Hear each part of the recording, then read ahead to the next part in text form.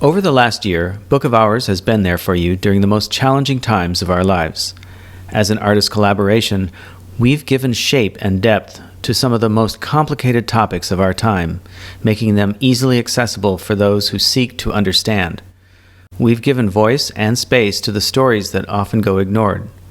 Please take a moment to consider being a patron, make a donation, or join Rockfin. Thank you. Life seems to let us down. Why do we worry? It always comes back around. The sun will be around to warm up after call. A reason to believe and follow our God.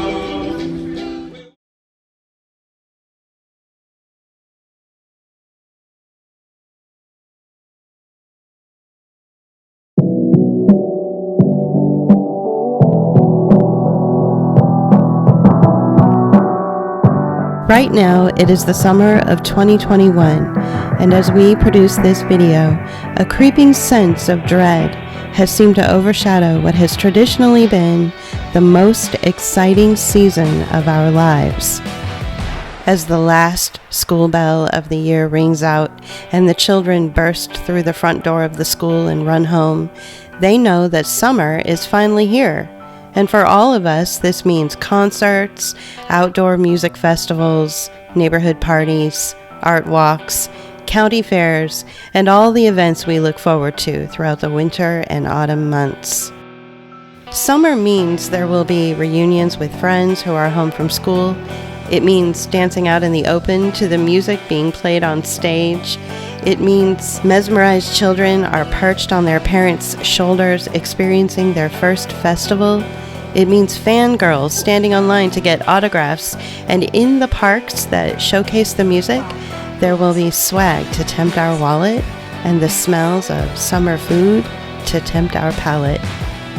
All of this is embodied in the very essence of the traditions of summer and the human experience.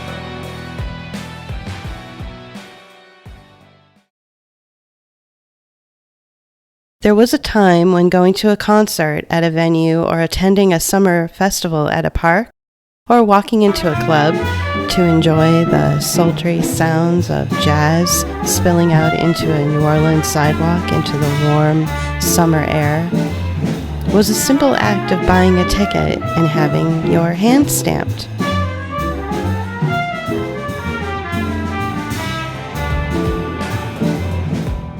After a year of nearly no live music, no concerts, no festivals, and no crowded halls with a band on the stage, live music and live events are slowly starting to make a comeback. But these cherished experiences that are seeped in the humanities are being reshaped, exploited, and turned into something unrecognizable. The changes seem subtle, but they aren't. They will shape our perception of what music, art, and creative expression means in our minds and emotions. It will shape how we view each other.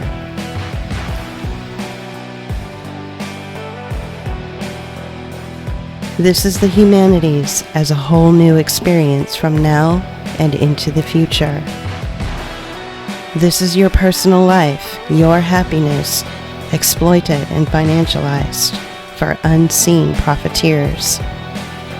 This is your summer, your connections, your private moments of euphoria, managed, stalked, controlled, and tracked. This is the Fourth Industrial Revolution.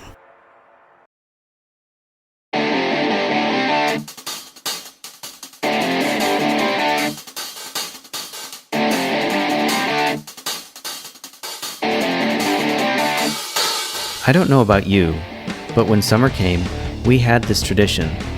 We would map out our entire summer based on the announcements we received of the upcoming festivals and concerts. We would excitedly mark our calendars, save our money, stock up on earplugs, and prepare for a whirlwind of exciting new music at festivals taking place from July to October. But this time, as these announcements started to trickle into our inbox, we noticed the experience of buying a ticket and going to a show is not the same as it was before. Now it's a complicated series of hoops to jump through. It's no longer just proof of purchase at the door and maybe showing ID to prove you are not underage.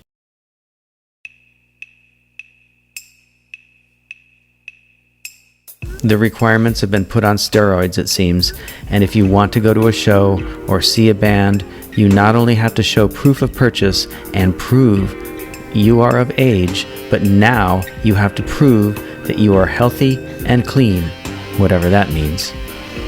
You prove this with some sort of documentation, and that documentation will not be a piece of paper or a laminated card.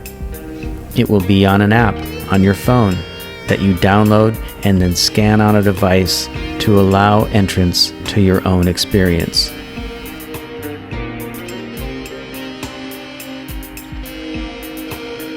As mentioned, before the age of COVID, some form of ID would be required at some shows to prove you were of the age required to get in, because oftentimes these venues serve alcohol and don't want to be fined or closed down for serving alcohol to minors. Then after 9/11, the security was really amped up, and wouldn't you know it, stocks and metal detectors went through the roof. As venues and outdoor concerts installed these scanning machines at all of their entrance points. Then, the Rent-A-Cop Security Industrial Complex also saw a rise in stocks as more and more security guards were placed throughout venues and festivals. But we tolerated this TSA-style frisking and security bullshit, all in the name of safety.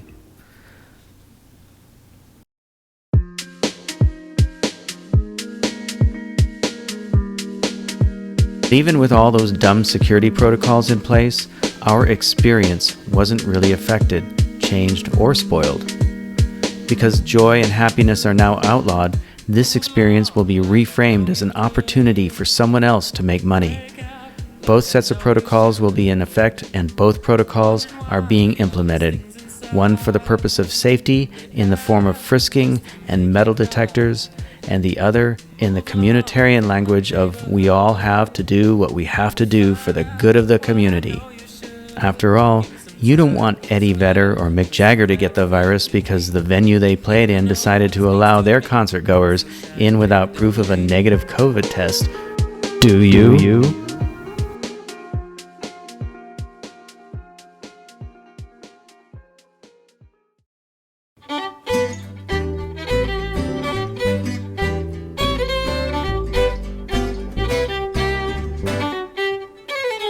You're already experiencing this attack on happiness with so-called COVID-19 safety protocols every time you suffocate yourself willingly.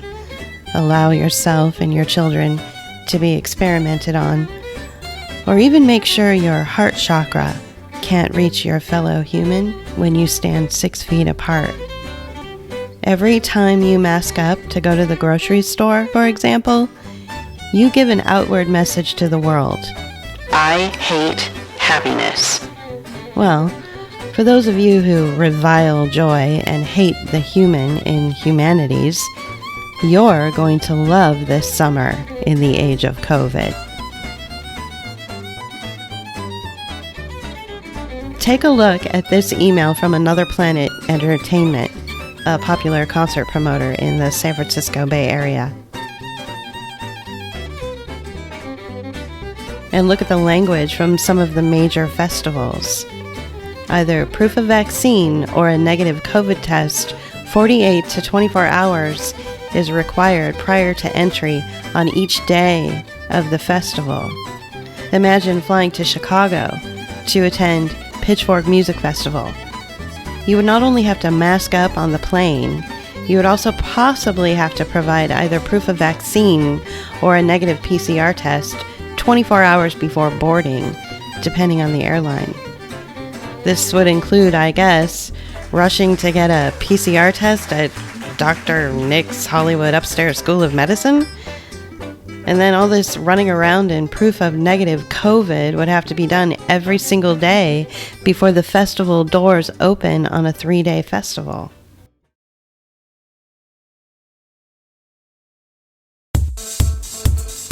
It almost feels like they're just trying to keep people from having a life.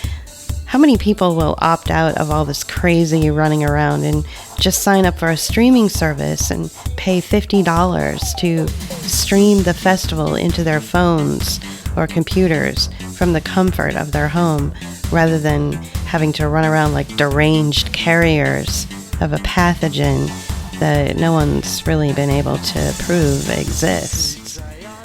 All experiences, from going to a concert or attending a football game, are now complicated, stressful, expensive, and time-consuming.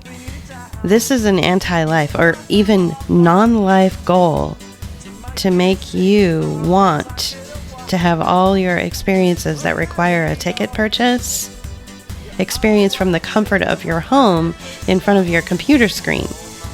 You'll happily avoid getting tested or getting a vaccine, and you'll do anything to avoid having to wear a mask. The goal is to get you to opt out of the real life experience and opt in for the online streaming experience.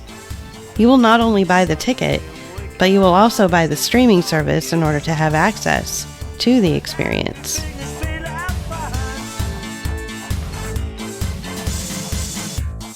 Maybe you're not into streaming your favorite band onto an app. Maybe you miss hanging out with people and going to see a live show. This is where biofascism or medical martial law comes in. The coercion that only a few are calling out in the Fourth Industrial Revolution. This is what the future of events looks like. People are standing 2 meters apart from each other. They're all wearing face masks, and it all seems a little bit bleak, to be honest. Coercion is defined as compelling a party to act in an involuntary manner by use of threats, including propaganda or force. You might argue that it's just venue policy, not allowing people in who aren't vaccinated, or refusing entry to those who have no proof of a negative COVID test. Just as you've argued over the last year that it's just store policy to keep people who don't wear a mask from public accommodation like shopping for food. If you keep moving the goalpost and keep allowing the normalization of coercion in your life, then there may come a time when you find yourself unable to leave your own home and find that it's converted into an isolating prison of despair. If we allow coercion to remove the humanities on the outside, then what's to stop the industry from forcing themselves into your home to remove your vinyl records, your CDs, or your books?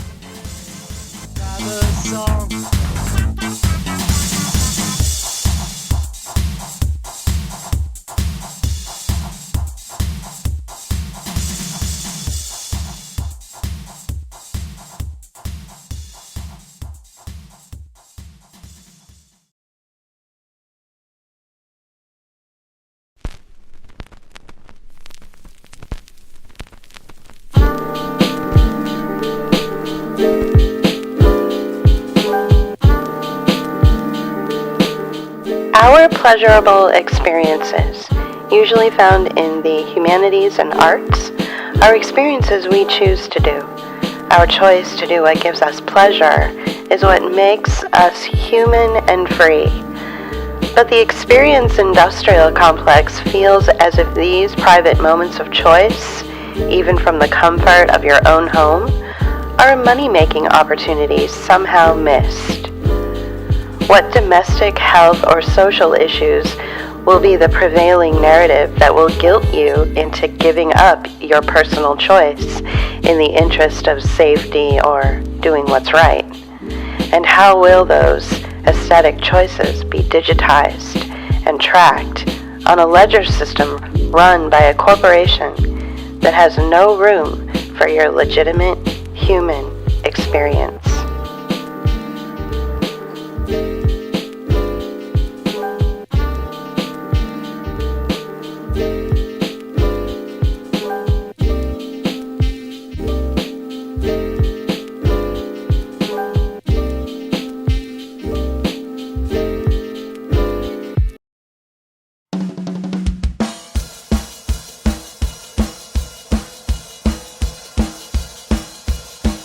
As it's been stated over the last few months, there will probably be boosters and additional series of vaccines required since the pathogen has somehow evolved into mutant variants. Most likely, you'll have to upgrade your vaccine status once a year if you want to access the venues, like you have to upgrade your car registration every year if you want to drive. This coercion is a great incentive for services to swoop in and make a profit, making all the venues you'd want to attend COVID ready.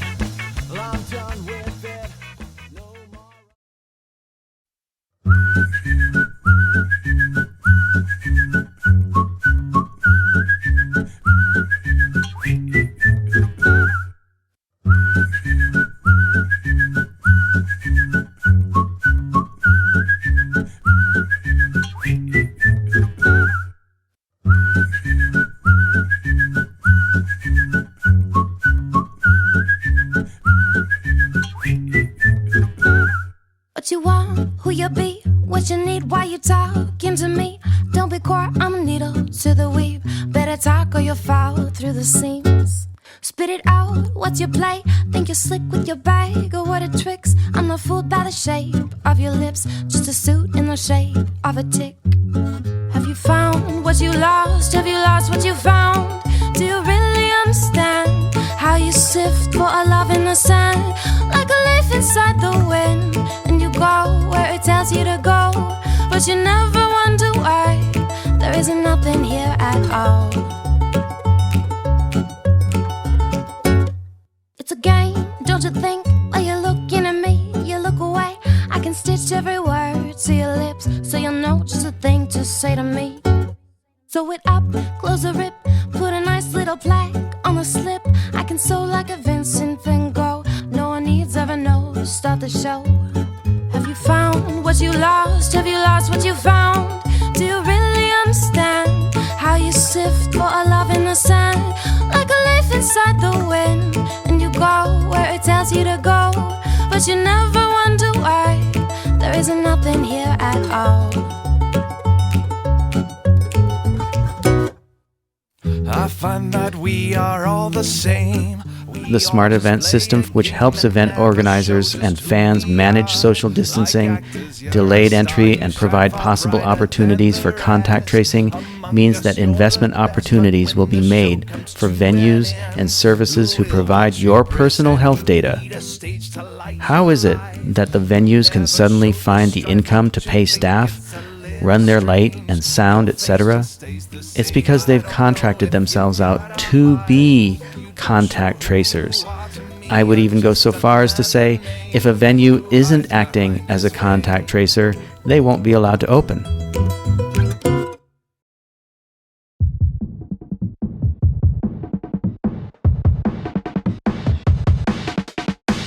This is something called Experience Industrial Complex. whether you attend the event or not, money will still be made. People will still get paid. A term you should really normalize in your day-to-day language, which is boring and corporate sounding, is impact investor. Impact investors are paying the following people: the drugstore or health provider, like Dr. Nick's Hollywood Upstairs School of Medicine, that takes your COVID-19 test, which you will have to pay a fee for. So not only are they making money off the cost of the COVID test from you, but they are also making money from the impact investor on the back end. The impact consultant that makes every venue COVID ready is also getting paid. This is the person that walks around with the house manager at a concert venue and gives them suggestions on how to improve their COVID regulation. They hand them over to another company that does the build-out of these new regulations. The person who actually redoes the physical space through the installing of safety zones or plastic dividers or various other specific COVID stations also makes money. The startup that designed the app you have to download onto your phone to prove you took the vaccine or took the test to scan your human-approved existence at the door so you will be allowed entry is also making money.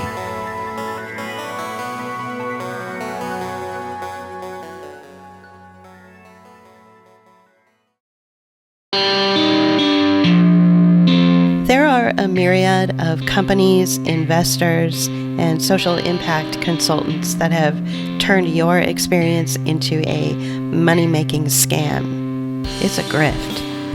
By the time you get into the venue, money has been made on all the hoops you jumped through just to get to the venue. And if something comes up and you have to work late and can't make the game or the concert, you will no longer be able to sell your ticket on Craigslist or Facebook. Your entry to the event is attached to your COVID-ready health app, which has your health data and a picture of you. So if you can't make it to the venue, you eat the cost of the ticket too. This summer will be the first time we see these opportunities for a myriad of people you will never see working behind the scenes to make a lot of money based on a perceived need, and that perceived need is your experience. If you want to go anywhere or do anything that requires a ticket, like a concert, a football game, a museum, a play, the symphony, or a festival, then that experience will be turned into big, big profit. The days of just buying a ticket at your local box office to see a show are gone.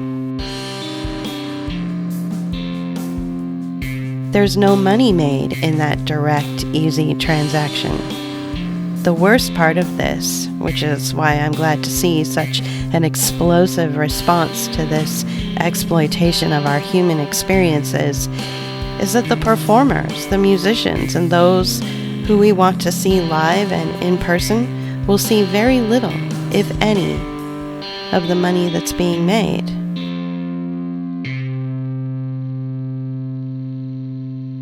So we need to start over.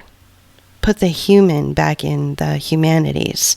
Ignore the coercive, fascist partnerships that use greed and hubris to exploit your experience. All it takes is an instrument and the willingness to sing a song. I wanna walk outside past 9. I wanna play live music and feel alive, but your silence is deafening. Their presence is threatening. So say something. Say something. And people call me brave for speaking out and speaking up. It's not that I am brave, it's just that I don't give a fuck. Why should I care about the things that I say? I won't stay silent, I won't be quiet. And why should I care about the things that I say? I was never cool enough to get any real airplay anyway. They wanna walk outside past 9. They wanna play live music and feel alive, but your silence is deafening, and their presence is threatening. So say something. Say something. And I'm not scared of losing fake friends online, but I'm fucking terrified of sitting back and watching my real friends die. They wanna walk outside past 9. They wanna play live music and feel alive. So smile for the cameras, cause everybody's watching. And Melbourne, you're a big shot, and everybody's laughing. Now everybody knows your name, and everybody knows your name. But your silence is deafening, and their presence is threatening. So say something. Say something. Say something. Say something. Your silence is deafening. Missing you, Melbourne.